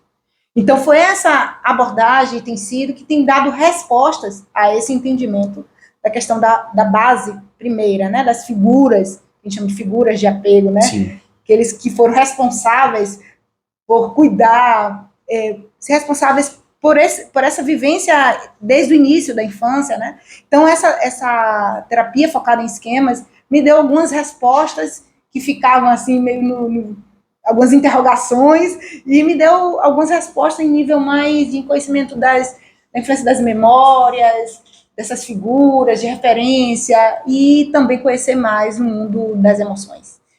Eu vejo de extrema importância. Na verdade, isso é muito caro para mim, porque até pela minha própria experiência de vida, que ela tem como ponto de partida a vida cristã, o testemunho, a experiência pessoal, aquilo que a gente falou no início, ela precisa corresponder com aquilo que eu faço. Ela vai ser refletida naquilo que eu faço. E é interessante perceber que no início dessa conversa, era uma adolescente tímida dentro de um quarto que não se relacionava. Hoje, uma psicóloga dentro de um consultório, lidando com pessoas e se relacionando. Quem te conhece de perto sabe que você hoje pode ser facilmente confundida com relações públicas. Você é do networking, você é das relações públicas, e a gente ainda costuma brincar isso de maneira mais íntima e familiar. Isso não teria nada a ver com a imagem daquela adolescente. Por que eu estou chamando a atenção e fazendo esse link? Legal. Porque é importante pensar que o resultado do que você é hoje é resultado daquilo que você aplicou profissionalmente em si mesmo. Isso. Para que isso possa, de alguma maneira, também ser aplicado de maneira mais prática. A velha questão da empatia, né? Você percebe como que aquilo acabou funcionando com você e como é que isso pode ser aplicado em terceiros. Deu certo, funcionou e tem funcionado na medida que você tem caminhado como profissional, como mãe, como mulher, enfim.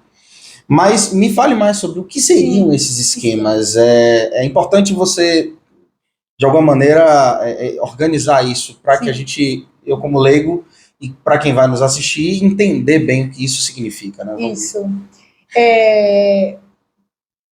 Primeiro a TCC veio como essa abordagem, né, do Aaron Beck, norte-americano, e num desses módulos do curso de terapia cognitiva, teve um módulo falando sobre terapia focada em esquemas, então elas andam de mão dadas. Assim. Tá, então é uma oriunda da outra. Uma oriunda da outra. Então elas andam de mão dada. E o próprio Jeffrey Young, que é o criador da terapia focada em esquemas, norte-americano também, ele surge daí, da TCC, né? Dessa escola maior, e tentando dar conta assim, de alguns tipos de casos que tivessem alguns padrões mais cronificados em sua personalidade, coisas mais duradouras, difíceis, rígidas, difíceis de serem trabalhadas no setting terapêutico. Algumas pessoas com algumas características que hoje poderíamos dizer, alguns transtornos de personalidade. Então, a terapia de esquemas, ela tenta dar conta disso aí, desse grupo de pessoas onde tem esse padrão. Então, o esquema fala de padrão. O esquema fala de um padrão duradouro, estável, construído desde a primeira infância, né, mais ou menos ali, vamos lá, primeira, segunda, terceira infância, que vai até os 12 anos, nessas 3 fases, mas que já começa desde o processo da vinculação mãe-bebê, porque ela se fundamenta ela dá as mãos a algumas outras abordagens, como o psicodrama, a terapia cognitiva, e tem um braçozinho lá da psicanálise também, e tem como fundamento teórico a teoria do apego de Bowlby. Então, ele vai falar sobre a importância dessa qualidade do vínculo de apego com essas figuras. Começando aí, eu digo, antes de vir a ser gerado no ventre, a própria expectativa dessa mãe e desse pai nessa chegada desse filho. Até isso já vai contribuir. Essa expectativa de como é que esse filho está sendo desejado, né, esperado. Isso, o vínculo começa aí, de alguma forma, né, e até ele se tornar realmente vida, e começar todo o processo de gestação, a relação que essa mãe vai tendo com essa maternidade, esse pai também, é a qualidade do vínculo de apego.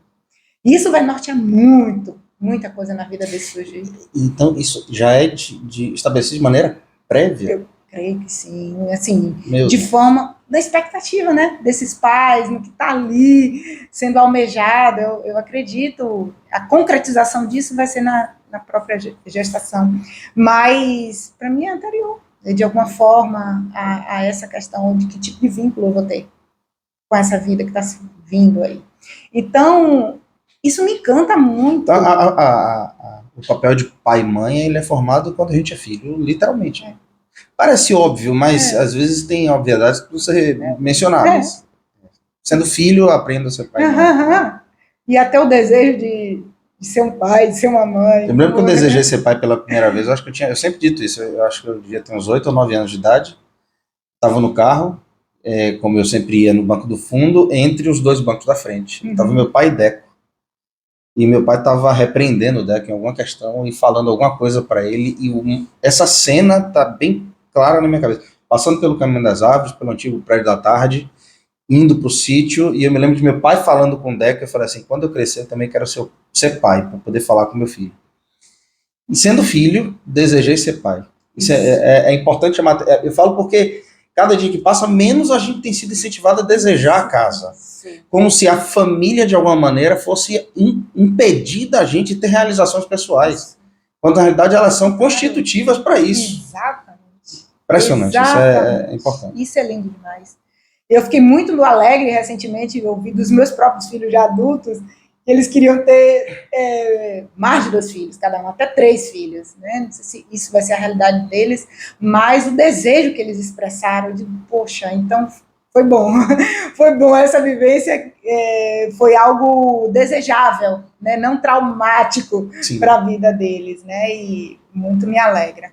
Então, essa escolha dessa abordagem tem a ver com esse assunto, dessa importância que é dada a essa primeira fase da nossa constituição enquanto sujeito, né, enquanto processo de desenvolvimento da personalidade, a qualidade de vínculo que eu vou ter com os meus pais, ou seja, o que vai vir de suprimento de necessidades emocionais, que a gente nasce com muitas necessidades, e quanto que esse ambiente familiar vai poder suprir, né, mesmo na sua imperfeição, né, porque é a realidade mesmo da imperfeição, mas o quanto de desejo investido e compromisso dessa família, desse pai, dessa mãe, em atender essas necessidades emocionais, assim, desses filhos. Não é pai, mãe, dá tudo que esses filhos querem, pelo amor de Deus, não vai ser nesse caminho.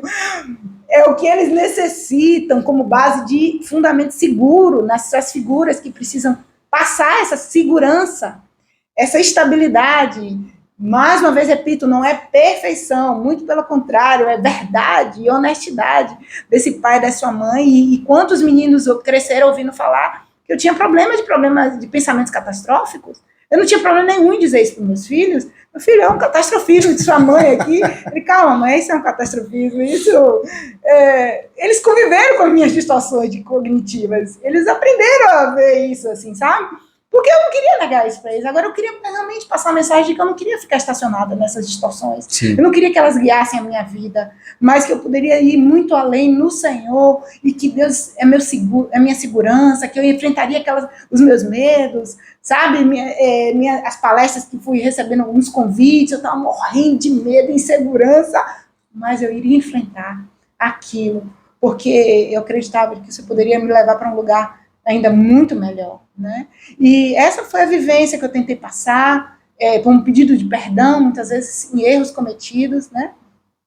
Pedir perdão a eles, né? E outras coisas, se filhos, falem quando eu estiver errando, por favor, expressem isso, assim, sabe? Tenham essa liberdade de me fazer uma crítica, me chamar atenção, quando perceber, e isso foi muito importante. Quantas vezes, assim, eles me chamaram a atenção. Teve um dia, muito me chamou a atenção, assim, um dia que eu estava com muita vontade de comprar alguma coisa, assim, e Davi percebia que era ansiedade, e eu, poxa, vontade de comprar uma roupa, era ansiedade ele falando, e ele assim, com aquela calma, dizia assim, minha mãe, abre seu guarda-roupa aí.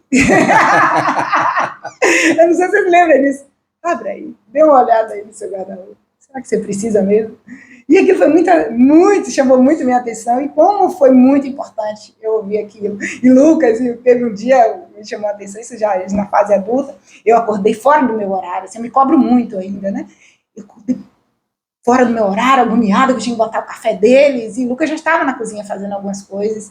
E meu filho, eu tenho que dar conta. Ele, calma, mãe, você dormiu bem, você descansou, calma, tá tudo em paz, tá tudo tranquilo. Você precisava descansar. Eu me senti tão acolhida, né, naquela fala, tão compreendida de que eu precisava de fato descansar, que não precisava estar naquela urgência agoniada para estar suprindo o tempo todo. E que ele estava ali, como um filho, também para me passar, para cuidar de mim também. Então, isso não dá para descrever o preço disso, assim, para mim, sabe? Então, essas vivências, essa troca dentro de um ambiente saudável, volta a falar, não perfeito, mas saudável, verdadeiro, real, né? E essa tem sido a família que o Senhor me permitiu construir junto com meu esposo.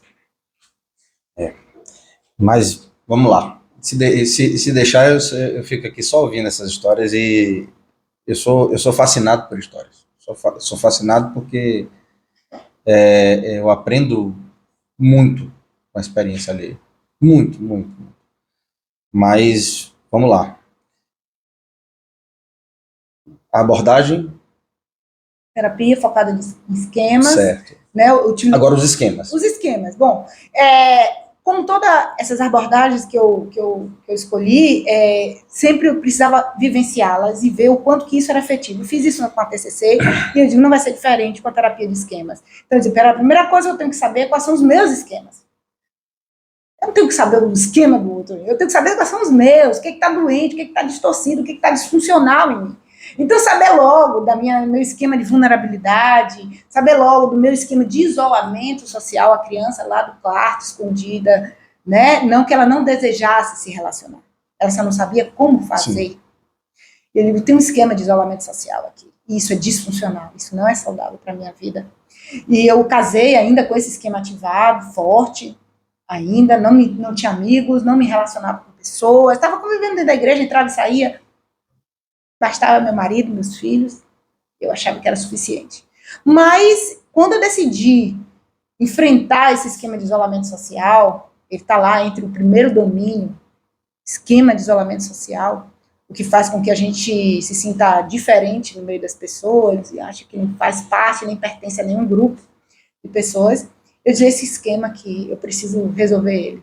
E eu comecei a orar pedindo a Deus amigos. Eu disse, eu preciso de amigos. Eu já tenho um lar estável, já tenho filhos, mas eu preciso ter amigos. Me dê amigos. E o Senhor foi dando oportunidade de eu criar vínculos interpessoais de amizade. E fui vendo pessoas com coisas muito parecidas com os meus princípios e valores, e fui amando me relacionar. Que fonte de riqueza é essa? O relacionamento humano. E era tudo que aquela criança e adolescente queria lá atrás, era conviver e me relacionar com as pessoas. E aprender a lidar com a diferença, com as dificuldades que o outro tem, e tenho aprendido ainda. Né? Então, eu acho que foi um dos primeiros esquemas que eu pedi e busquei transformar. Hoje eu não me sinto mais sozinha, tenho muitas, a irmã que eu procurava lá atrás, hoje são muitas irmãs. E isso foi uma fala de minha mãe, ela falou, né, nos últimos anos, ela disse, minha filha, não teve uma irmã de sangue, mas você teve, foi irmã que Deus te deu. Eu digo, tenho mesmo, mãe, hoje eu não me sinto mais sozinha.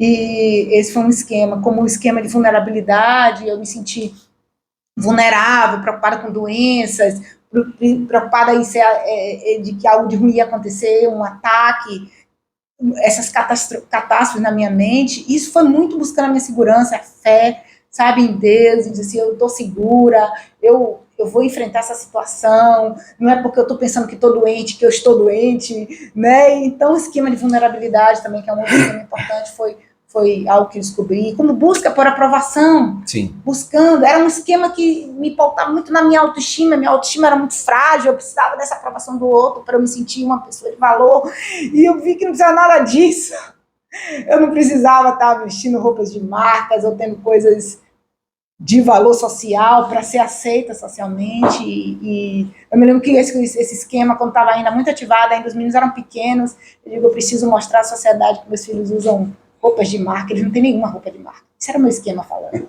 Eu vou entrar nessa loja aqui e vou comprar umas bermudas, tudo de marca. Primeira vez que eu comprei roupa de grife, gastei um dinheirinho bom, viu? Nem tinha na época, assim, muito. Mas para mostrar que meus filhos usavam uma roupa de grife. Que bobagem, que besteira. Que besteira. Foi a única vez que eu fiz. E deixei meu esquema guiar as minhhas compras ali.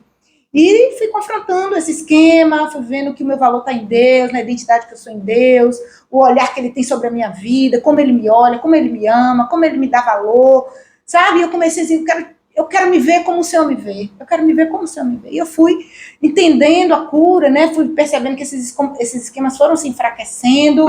Eu digo, poxa, que abordagem massa, assim, sabe? Quero trabalhar com isso na clínica, quero que os meus pacientes saibam que são os esquemas deles de funcionamento, esses padrões que eles aprenderam lá atrás, por essas faltas, por essas necessidades não supridas, que estão norteando esse funcionamento da personalidade e que podem trazer prejuízos para a vida deles. Então, eu quero que eles conheçam isso. Então, essa é a abordagem que faz todo sentido para mim, né? Porque é bom que a gente precisa partir desse ponto de quem somos, quais são as nossas dificuldades. Você ter coragem para encarar esse processo, dizer assim, não, eu tenho mesmo, esse é um esquema que eu tenho, ou um esquema de arrogo, de grandiosidade. Muitas pessoas têm, nem sabem que tem, que são pessoas soberbas mesmo, se sentem maiores umas com as outras. Então, são muitos esquemas que parte desse início de tomar consciência de que aquilo domina o meu funcionamento, traço da minha personalidade, e que isso pode ser transformado. Isso, eu posso aprender esquemas novos, saudáveis,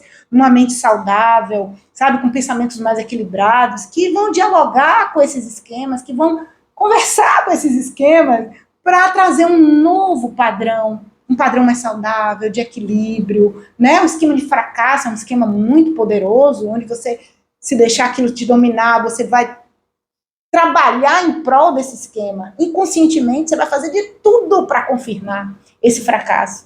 Sem tomar consciência disso, você vai começar a evitar situações onde são desafios e que você sente medo, se sente incapaz, e você reafirma aquele fracasso. E você precisa enfrentar, né? Aceitar um convite de um novo trabalho, de um novo cargo, né? Ter uma disciplina para você conseguir, confrontando esse esquema, na dor desse esquema, para trazer um novo, né? Um esquema de capacidade, de autonomia, né? De você conseguir atingir objetivos. Você não precisa ser capaz em tudo, você não precisa dar conta de tudo, simplesmente capaz naquilo que você se propõe a fazer, e fazer com compromisso, fazer bem feito, né? Não exagerando em processos de se cobrar excessivamente, um padrão inexistente, idealista de perfeccionismo, né? Mas dar o seu melhor, né? E buscar essa excelência das coisas, mas valorizando também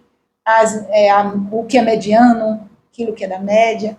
Então, são vários esquemas, né? O que a gente fosse falar, todos aqui, são muitos para a gente falar aqui de tudo, mas os esquemas de primeira base da vinculação segura, que são esses, como abandono, rejeição, privação emocional, isolamento, defectividade e vergonha, né? Desconfiança e abuso, esse primeiro domínio me chama tanta atenção, porque os prejuízos em termos de transtornos psicológicos, quando essa base da vinculação segura ela é atingida, são processos muito difíceis de serem trabalhados, de serem cuidados, da pessoa vivenciar emocionalmente dores muito fortes. Eu te ouvindo falar, eu fico pensando, né, dentro da realidade que eu experimento, eu lido com adolescente diariamente.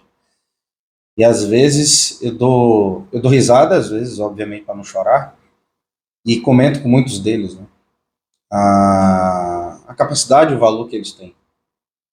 E o mau juízo que eles fazem deles mesmos, né, são péssimos juízes a respeito de si mesmos, péssimos. Ou às vezes para mais, outra vez para menos demais. Infelizmente, hoje a gente vê muito mais para mais, ou para menos. E isso me preocupa, porque eu estava ouvindo você falar, e eu fico pensando, nossa, quanto que a gente poderia desfrutar já desde ter idade de muito mais liberdade saudável, não estar preso a esses esquemas, né, que não nos define, esses esquemas não podem nos definir, somente nos escraviza, né, numa situação ruim. E às vezes eu tenho experiências com alunos que, por ser mais velho, eu olho para eles e falo assim, meu Deus, é uma bomba positiva, né? Isso tem um potencial ali dentro que, meu pai do céu, ele não tem noção do que ele é, do que ela é, mas está preso muito, até porque no tempo que a gente vive é o tempo da varanda, é o tempo da janela. A gente está ali da janela do Instagram, na janela do Twitter, vitrine, na vitrine. A gente é uma vitrine e, na realidade, a nossa vida pessoal é um grande problema. E quando na realidade deveria ser o oposto. A gente primeiro precisa priorizar a nossa vida pessoal, automaticamente, naturalmente, a vida externa ela se manifesta de maneira sadia. Ana, eu queria provocar você nesse sentido, o que você falaria, né, para essa gama de adolescentes e jovens que vivem nessa escravidão? A escravidão no Instagram, não mais no Facebook, porque o Facebook seria mais para a gente, tá ficando mais velho. Mas Instagram, Twitter, como lidar com tudo isso? Porque é um desperdício de tempo, é um desperdício de vida. Você ficar no ostracismo. Sim. E sabendo que ali tem muito mais a experimentar, muito mais a viver. O que falar para essa juventude? Bom, eu se pudesse bater um papo com a minha adolescente lá atrás. Isso é importante. Eu diria, eu te entendo, vejo o quanto você está se sentindo sozinha, quanto que você deseja se relacionar, quanto que algumas coisas te faltam, mesmo, de fato. Mas tente olhar para o que você já tem. Tente olhar para o que você já tem, valorize e agradeça aquilo que você já tem.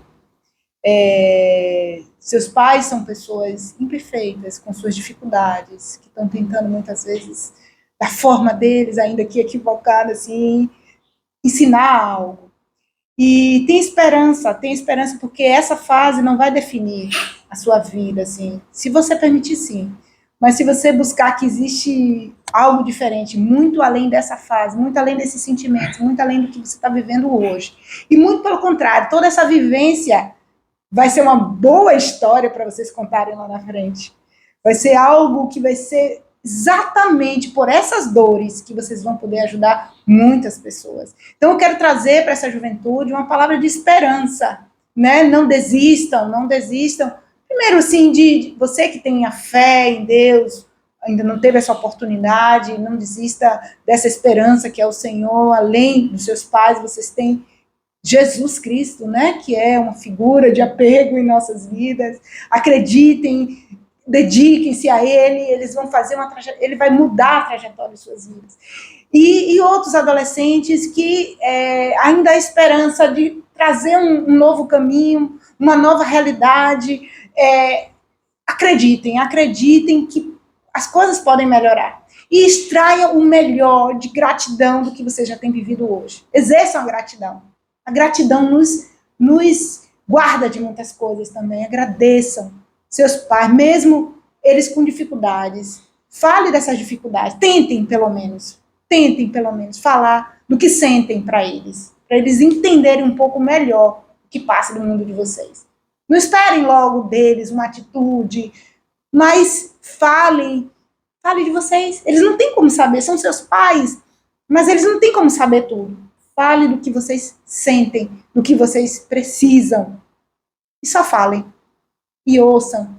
E obedeçam essas figuras, porque é papel dos filhos obedecerem aos pais. Né? Isso é lindo, um caminho de obediência, é um caminho de bênção. Eu sempre falo isso.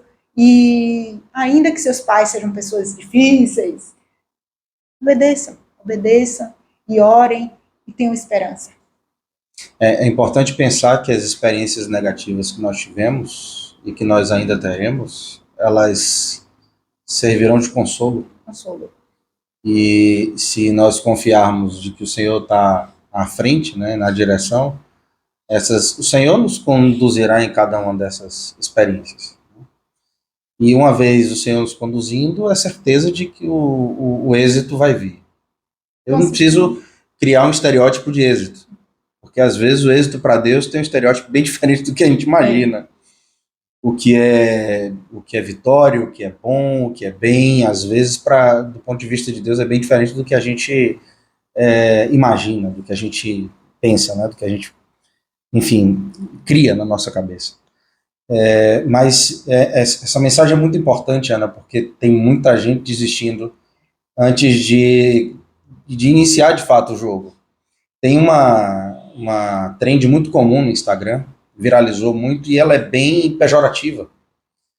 E eu prestei bastante atenção quando eu a vi pela primeira vez. É um homem adulto, ou uma mulher adulta, caminhando numa direção, uma criança caminhando na direção oposta, eles se encontram, e aí de repente o vídeo fica em câmera lenta, e aí ele olha para a criança que está do lado, é como se fosse ele do futuro e ela do passado, e ele olha para ela e faz sinal de que se deu mal, né, de maneira pejorativa, se comunicando com as mãos.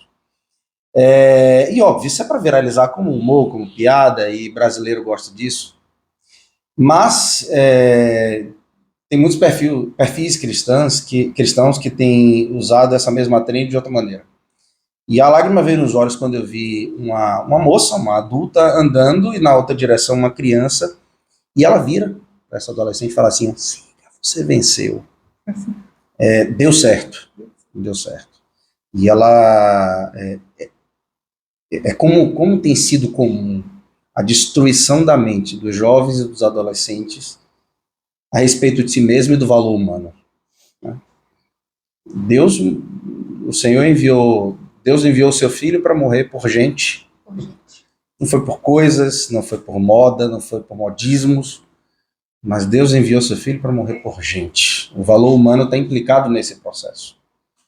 E isso precisa estar muito claro para a gente. Isso está muito claro para a gente.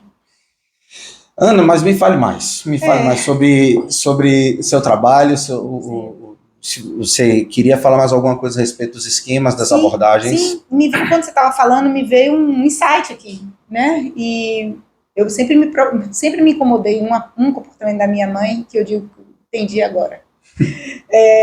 Ela sempre me preparou, desde muito cedo, para a morte dela. Sim. Ela sempre falou disso. Isso trouxe uma base de insegurança, porque eu tinha a sensação de que aquele ano eu ia perder minha mãe. Isso, eu cresci com essa sensação.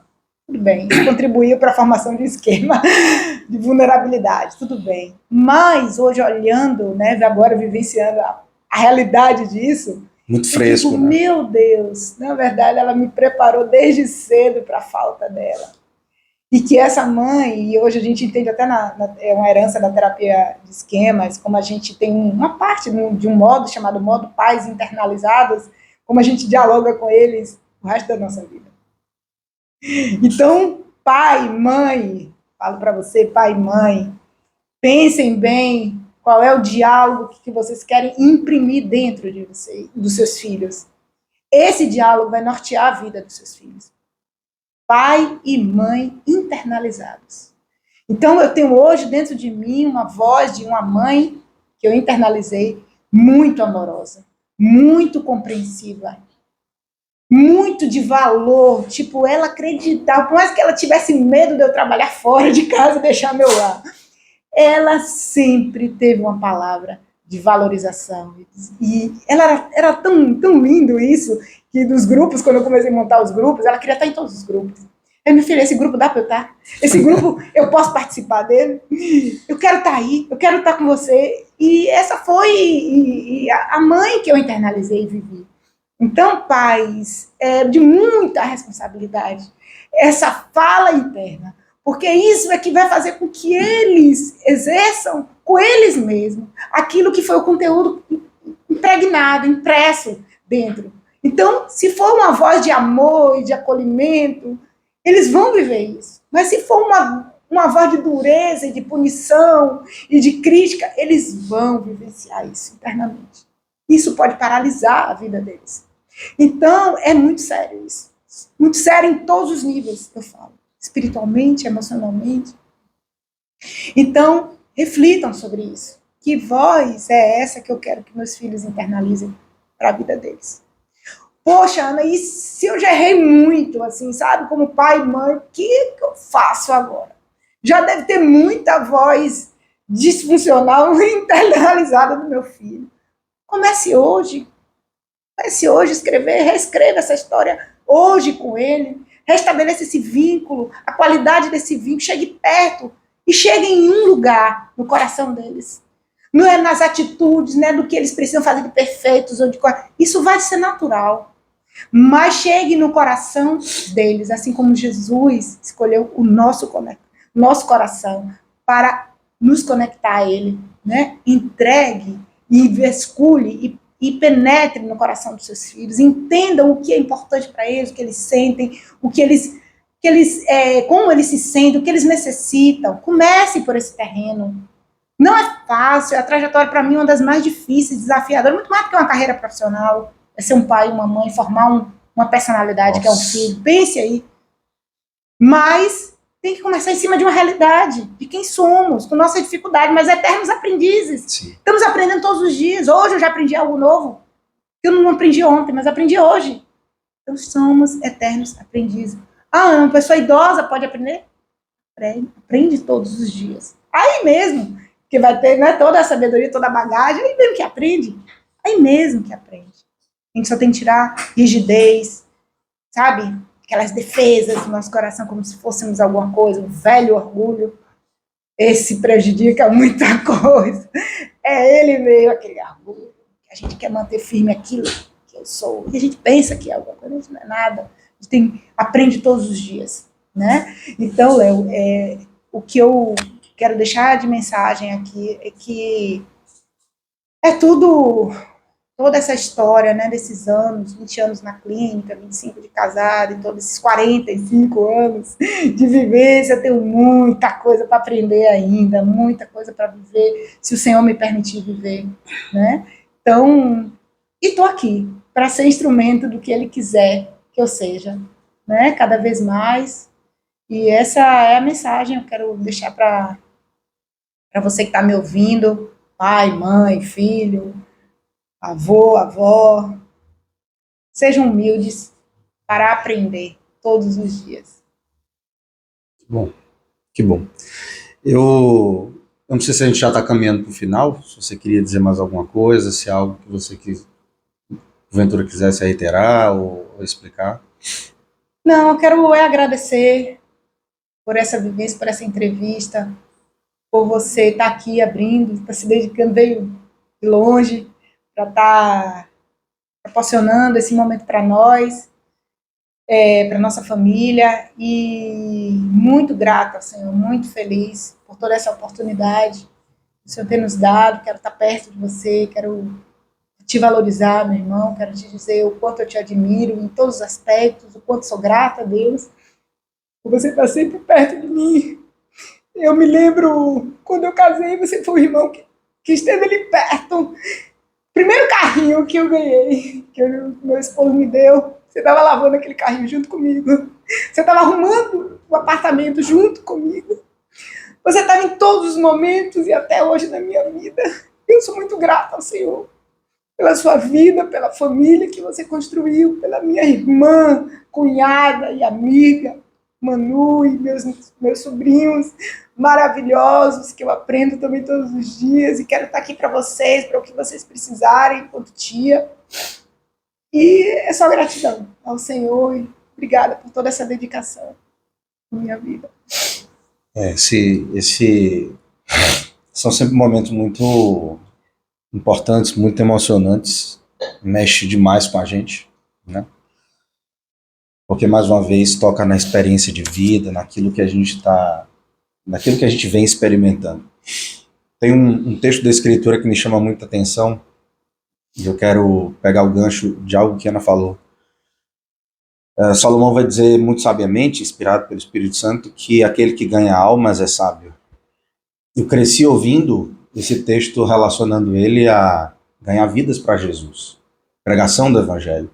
Mas não é possível que seja assim, porque Salomão está falando do ponto de vista do Antigo Testamento. Salomão falava de algo muito diferente. Salomão falava sobre ganhar o coração das pessoas. E não necessariamente para o Evangelho, mas o Evangelho será uma simples consequência desse processo. E há uma frase que a Ana falou que me chamou muita atenção, que é: você pai, você mãe, alcance o coração do seu filho. Às vezes a gente tem muita experiência e esperteza em lidar com o que está externo à nossa casa. O ambiente desafiador é o de dentro de casa. Muito mais. Você já ganhou o coração de sua esposa, de seu marido, mais ainda, o coração de seus filhos. Você ganhou, ele é seu, de modo que a sua palavra ela tenha um lugar de profunda segurança E cadeira cativa, dentro daquele grande estádio que é o coração de uma criança, ali aquele lugar estão sentados os meus pais e a palavra deles tem predominância, preferência. Então é um desafio para você, pai, você, mãe, em ganhar o coração dos seus filhos. Ganhe o coração dos seus filhos. Ganhe o coração de sua esposa. Ganhe o coração do seu marido. Isso é de extrema importância. De extrema importância. E eu finalizo aqui também lembrando que nós não fomos trazidos à existência para viver para nós mesmos. Que existência horrível. É viver para si mesmo. Que coisa mais sem nexo. Constantemente eu tenho repetido isso porque tem sido o que nós temos experimentado nos últimos dias. Mas que existência fundamental e fenomenal foi a existência de nossa mãe. Em pleno funeral, você tem uma experiência que seria de profunda tristeza, você experimentar a profunda tristeza, mas você ter a rica satisfação de um legado. É a ideia de que certo filósofo falou que você percebe o caráter de uma pessoa na medida em que ela planta árvores. Não é fácil interpretar isso. Mas ninguém que planta uma árvore planta para si, mas planta para a próxima geração. Nossa geração tem sido ensinada a viver o hedonismo, a realidade pessoal, a minha própria experiência, meu próprio egoísmo, o que eu vivo, sem se dar a si mesmo ao outro. E isso é muito ruim. Isso gera uma existência muito ruim. Vazia, completamente sem significado. Sem propósito. E que bom que é bom sentar nessa cadeira, Ana. Poder ver você falando, poder falar, vamos dizer assim, na tranquilidade e no conforto de termos sido resultados de um pai e de uma mãe, né? Não perfeitos, negativo, e com muitos percalços no meio do caminho, mas que sabiam bem a função que estavam exercendo, com plena responsabilidade, mais até do que eles imaginam. Eu não sei se meu pai tem noção disso. Nosso velho está aqui nos assistindo, está aqui por detrás das câmeras. Prazer. Não somente o nosso velho, nosso pai, mas também está aqui Fábio, esposo de Ana, minha esposa, nossos filhos estão aqui, a nora de Ana está aqui. E é importante mencionar isso. Por quê? Porque não são coisas que são faladas na frente das câmeras com medo de qual será a reação. Nosso primeiro público tem que ser os da nossa casa. O escrutínio passa por ali, depois o resto é bobagem. Mas é bom poder testemunhar e testificar disso tudo. E se há algo que eu quero deixar muito claro no final aqui não fomos trazidos à existência para vivermos só. Verdade. Repito, essa é uma existência muito ruim, muito feia. Não faz sentido, não vale a pena. Você foi trazido à existência para viver em conjunto, coletivamente. E a primeira experiência coletiva é a nossa casa, é a nossa família. Muitas tentativas da destruição do conceito familiar têm sido feitas ao longo da história, mas ela permanece. Ela permanece. Ela nasceu no coração de Deus, foi pensada brilhantemente pela melhor das mentes, que é a mente do nosso Criador. Ele estabeleceu famílias e quer treinar famílias para que famílias possam permanecer pensando nas próximas gerações e não nas que nós estamos inseridos somente. É um prazer enorme, um privilégio enorme ter aqui. Ana, muito obrigado por poder participar. Olha, eu que agradeço. Que isso fique, que Deus possa fazer dessa experiência, dessa entrevista, desse bate-papo, um bom caldo para o trabalho dele. Amém. E que isso possa alcançar corações, que isso possa redundar em edificação. Amém. Né? E que Deus seja louvado. Obrigada. Que Deus seja glorificado nisso tudo. Obrigado por dispor do seu tempo. É uma honra e privilégio. E eu digo que a recíproca é verdadeira muito mais na condição de ser irmão mais novo. Deus sabe.